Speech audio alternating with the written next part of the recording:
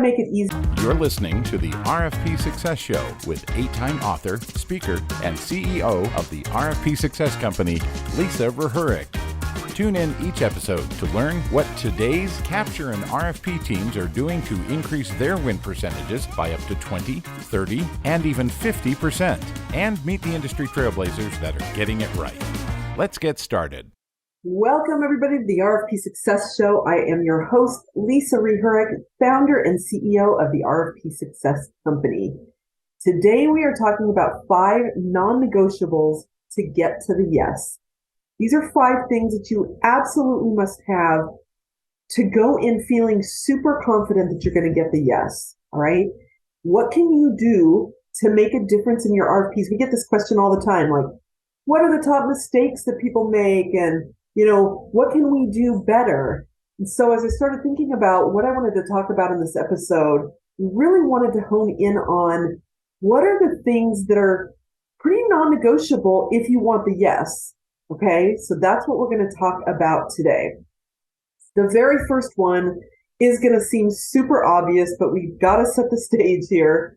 You must meet the requirements of the RFP, right? Now, again, feels obvious, right? You'd be surprised at how many think 80% or 70% or 90% of the requirements will be okay. Well, maybe, but then you've got to make it up somewhere else because you're going to lose points, you're going to lose scoring, your competitors are all going to be likely meeting 100% of the requirements, so you're going in at a disadvantage. And also, it's not likely that you're going to be okay. I mean, it's not likely that you're going to be okay. It's not likely that you're going to win if you're not even meeting the baseline requirements. What I want you to get in your mind is that what they give you in that RFP as requirements, that's kind of the baseline. You've got to meet those. Now, can you get creative? Sure. Can you make it up somewhere else? Sure. But you better have one heck of a strategy and not count on the win if you can't meet the requirements. So meet the requirements. Make sure that you can get either a meets or exceeds. And if you can't, you got to figure out how to make up some points because it's going to deem you, right? One example is, there's a lot of times in the state RFPs, there's small diverse business requirements. And some companies just are like, we don't have anybody. We don't know anybody. So we're just going to let those points out. We know we're going to miss those and we're going to hopefully make up for it somewhere else. It's a crapshoot, to be honest with you, because if you've got a competitor that comes in and meets those requirements and gets those points, you're kind of chasing after more points. And it's just a tough position to be in. So that is number 1. Number 1, make sure you meet the requirements. Number 2, now meeting the requirements in your head is one thing, but making sure you translate that to paper is a whole other thing. And again, it seems obvious, but often not done very well. Let me talk a little bit more about what I mean here. So you are in your business day in and day out. Things are very obvious to you. But when you're responding to an RFP, you've really got to pull back and spell things out in a way that might feel too remedial or basic to you. But remember, the people that are reading your proposal, they don't know your business like you do. You've got to spell it out and make sure you're presenting your capabilities, your experience, all of that, everything that they're asking for in a way that the evaluators can see the truth. They can see whether you meet or exceed. So again, we see it a lot where we'll do a proposal review of past responses and our client will say, well, we don't know why we lost. This is right up our alley. This is exactly what we do. But to us in the review, it's plain as day that they didn't meet the requirements. Plain as day that they didn't meet the requirements. So you want to make sure that what's in your head gets adequately conveyed on paper. And it is a hard thing to do, and it's a big miss that so many companies make. And we don't want to see you make that. So number 2, make sure that what's in your head gets conveyed properly on paper. That RFP response deadline is coming in hot, and you want to win. Don't panic. Call the RFP Success Company for a strategic outside review before you hit submit. Learn more at the rfpsuccesscompany.com. All right. Let's move on to number three. Number three is build trust. Now you've got to build trust in your response. It isn't just about meeting the requirements, right? So 1 and 2, we're telling you go out, make sure you're meeting the requirements, make sure you're conveying it. Hugely important. That's the baseline.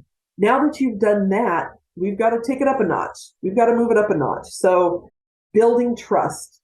It is the opportunity for you now to say, to showcase that you're the ones that they should want to work with.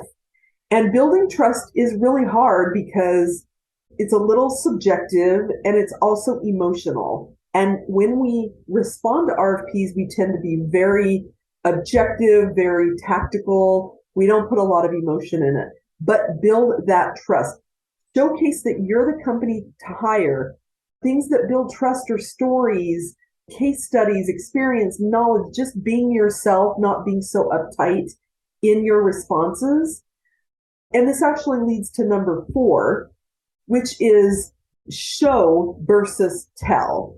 Okay. And what is the difference? Show versus tell. And I pulled this from an article, actually. It was an editing company called Invisible Ink. And I think they were talking very much to like probably writing a novel or something, but I really, really thought their description was spot on. Telling uses exposition, summary, and blunt description to convey the message.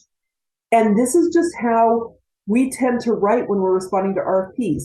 They ask a question, we respond to it, and we kind of get in our heads about it. We put ourselves kind of in the same frame of mind as the RFP is, but you can't do that. You've got to get to the show piece of it, because the show versus tell, this really is where that trust is going to get built.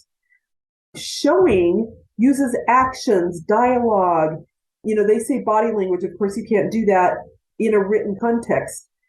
But characterization, setting, and other subtle writing tactics to put your readers into the story. You want them to feel like they're reading a story about what it's going to be like to work with you, what it's going to be like to get their solution fulfilled. So how can you do that? By showing them instead of telling.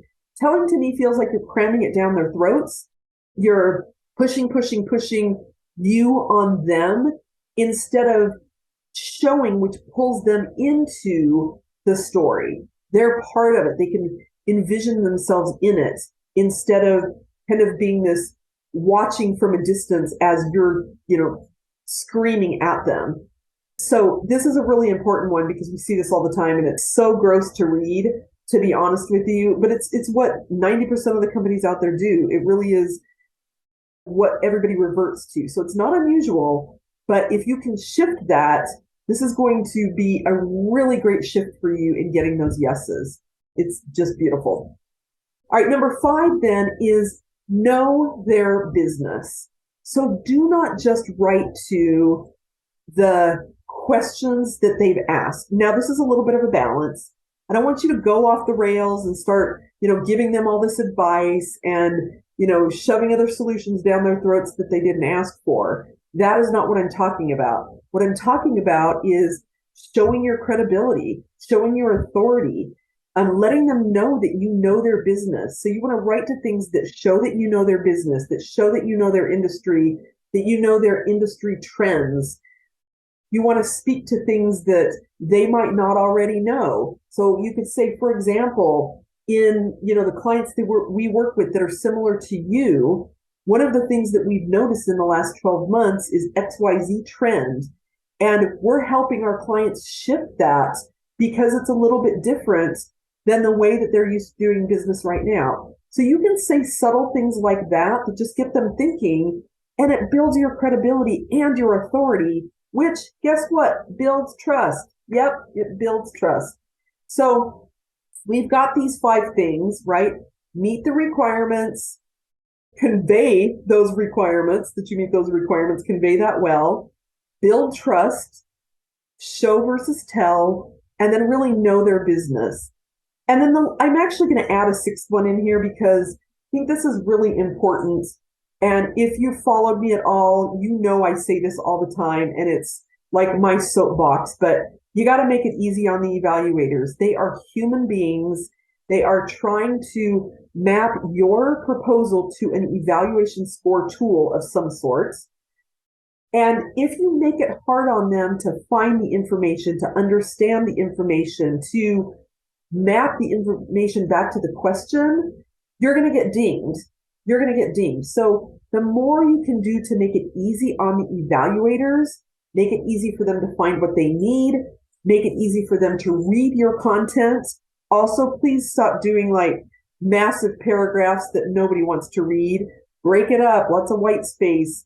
Make it fun and easy for them to read. Make it easy for them to score you where you should be scored. And there is nothing worse than getting scoring sheets back or doing a debrief and finding out that you got a does not meet when you should have had an exceeds meet. And it's either because you didn't do number 2 well, which was, making sure you translate your capabilities, or because it was just really hard for them to figure it out.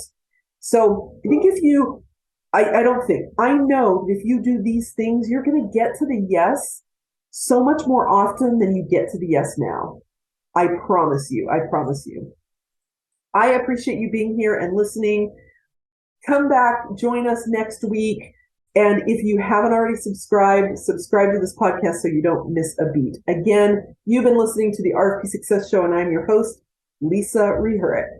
This has been another episode of the RFP Success Show with Lisa Rehurick, 8-time author, speaker, and CEO of the RFP Success Company. Thank you for joining us. If you have feedback on today's episode, email us at podcast@rfpsuccess.com. No matter your business size, industry, if you have an in-house RFP team, or need outside support, the RFP Success Company helps increase RFP win ratios by 10, 20, and even 50%. Learn more at the rfpsuccesscompany.com.